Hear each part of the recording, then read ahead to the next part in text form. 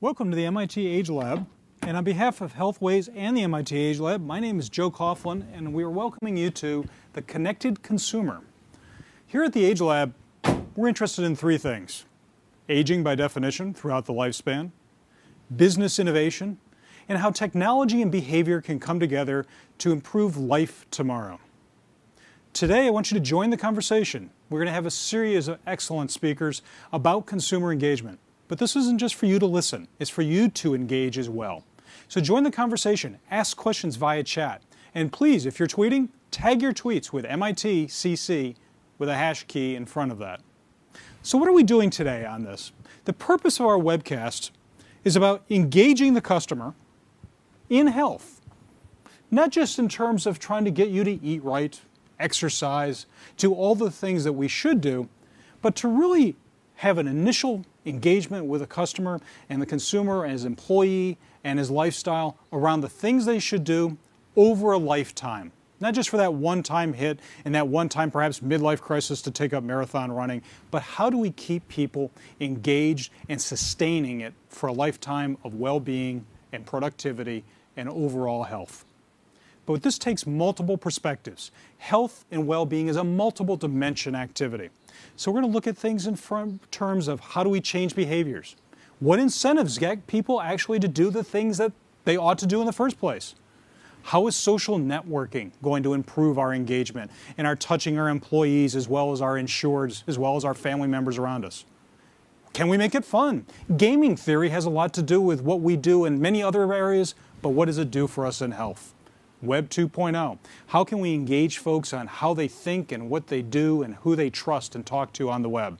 And finally, how can we measure success? Can we improve productivity? Can we improve outcomes and well-being? And frankly, can we improve it for a lifetime? But first, I'm going to talk to you about the consumer, of how they think today, in terms of how do they look for information on the web of regards to health and well-being over time. So the talk is how baby boomers seek information and discuss personal well-being online. Because frankly, before we do anything, we have to define the problem. And by defining the issue that is health, we actually define in and out the range of available, affordable, and acceptable solutions.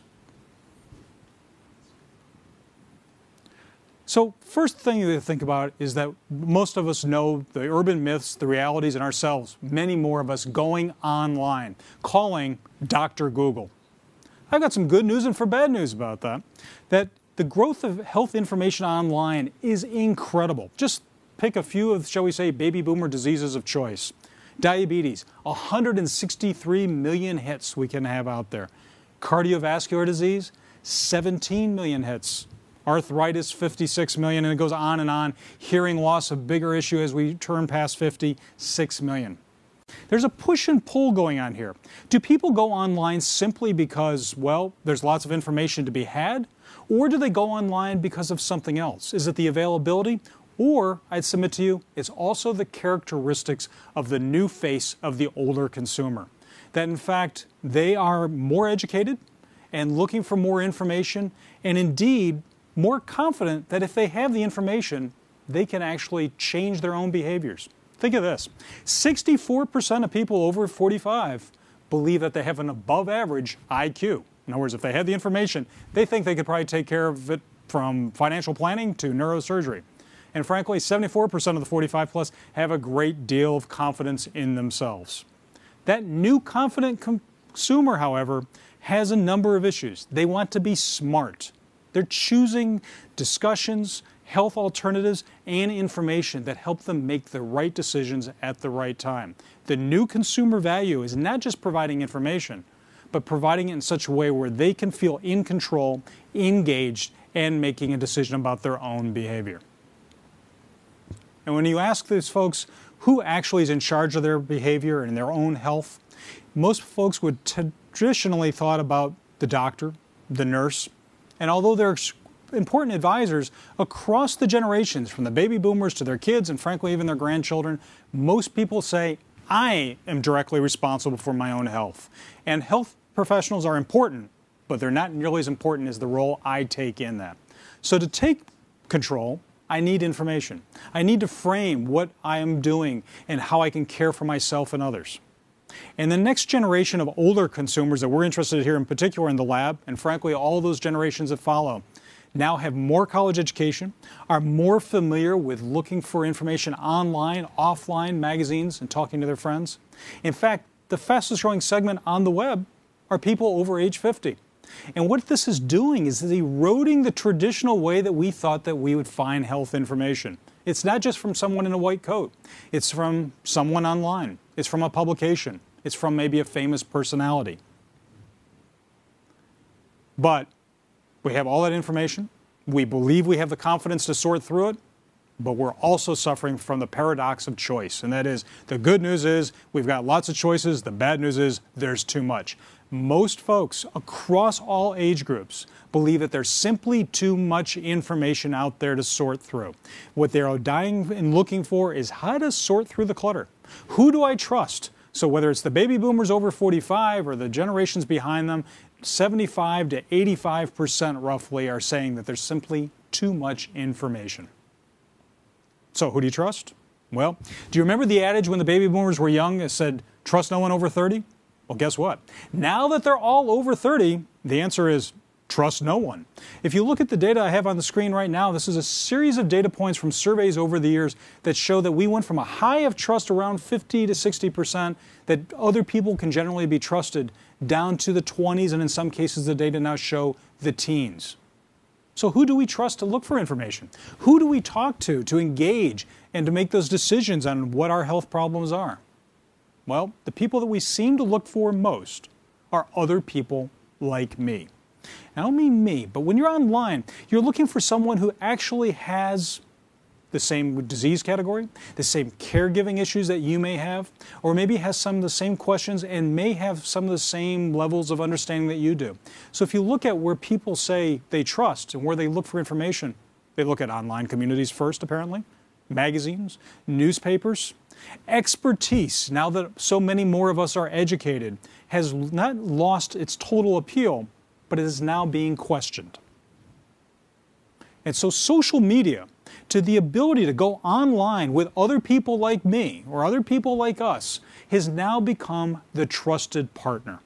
With 500, 600 million people on Facebook, with the biggest increase being with women over 55, we now find that baby boomers are not living on places like Facebook and Eons and all the other social media platforms to live out loud as many younger people do, but rather to live, to share information with people they have yet to meet, but with interests and conditions and health issues that they want to share and learn from. As has been said before, baby boomers do not like to live alone in their thoughts. They like to share information and share conditions so that they can learn together. What are they doing online? Are they simply seeking information? Here at MIT, my colleagues Steve Proul and Angelina Jennison, a number of our students, have come up with a topology that we're beginning to build out, and I'd like to share with you some of that preliminary work. We're looking at the stages, if you will, or the different factors that we do over time online. First, we find information. We're on there looking for things to inform us on a condition that we may have, a problem that our family member may have, or frankly, even the medication that we may be taking. But more importantly, we go online to define a problem. We're not quite sure what our issue is, but we want to understand it better, if you will. But one of the things that we forget and what the psychology literature informs us about is that in finding that information and in defining the problem, we also define the range of solutions that we find acceptable, the medications that may be possible, the surgeries that are interesting or that could be useful, the behaviors that we should pursue. How do we take that information to the doctor then? We've already come to the doctor now with a profoundly more complex question that may be informed, it may be misguided, but it's profoundly different than what it used to be. We then go back to the web even after we've been given advice from a professional to validate that finding, to validate that behavior, that medication, maybe that procedure that has been recommended. We can then use our friends online to reinforce behaviors, and eventually, whether we're a caregiver or the patient ourselves, we seek social support.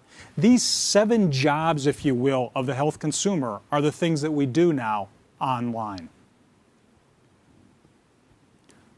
Defining health and wellness online, what we wanted to look at in our preliminary research here was to identify the customer's language.